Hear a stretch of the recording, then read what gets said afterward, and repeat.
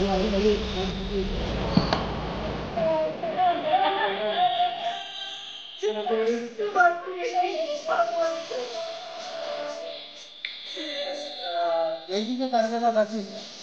घरी यंत्रणासाठी इथं तयार ठेवलेली कमीत कमी 10-12 लाखाची यंत्रणासाठी घेऊन आग झालेली आहे.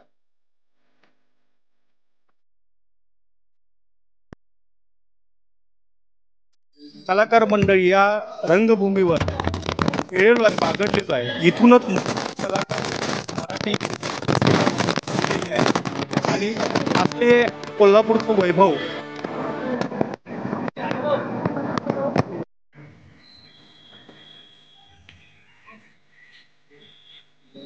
माझं पण या कलेप्रकारात 3 पिढ्या आहेत.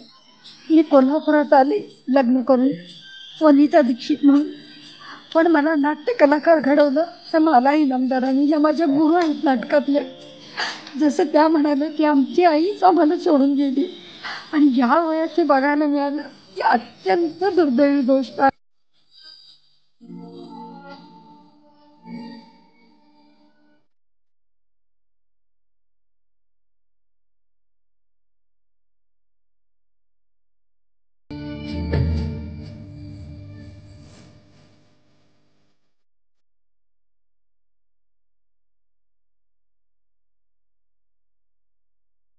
या ठिकाणी वस्तुस्थिती घडली.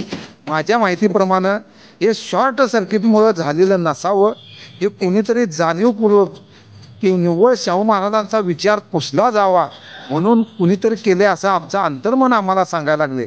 कारण पहिल्यांदा आम्ही जेव्हा आलो तेव्हा आम्हाला शॉर्ट सर्किट असं झालं असं वाटलं. परंतु ज्या ठिकाणी लाईटचं साहित्य किंवा मीटर आहेत ती जागा सुस्थितीत आहे आणि इकडच्या उजव्या बाजूलाच आग लागली ही जाणीवपूर्वक लावलेली आहे आणि गृह खात्यानं तातडीनं त्याचा शोध घ्यावा अशी या निमित्ताने आम्ही विनंती करतो. छत्रपती शाहूनगरचा लाडका सुप्रसिद्ध हरिवादक संजय मनोहर, ज्या मला लाल मातीनं मोठे केलं किंवा माझं घराची जे मी आज धुरा सांभाळते ते ह्या लाल मातीमुळं सांभाळते आणि आजपर्यंत माझं भारतभर नाव आहे या लाल मातीमुळं.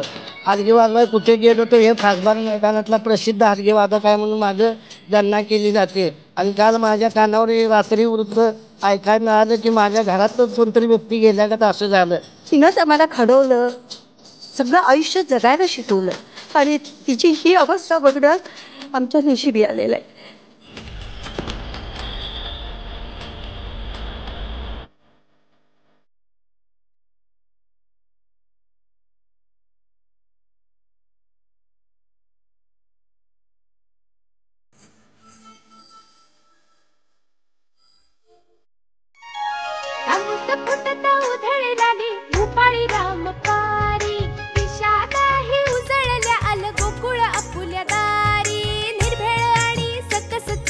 गोकुळ लई भारी चव आहे कोल्हापुरी, गोकुळ लई भारी. गोकुळची दर्जेदार दुग्ध उत्पादने. गोकुळ, अस्सल चव कोल्हापूरची.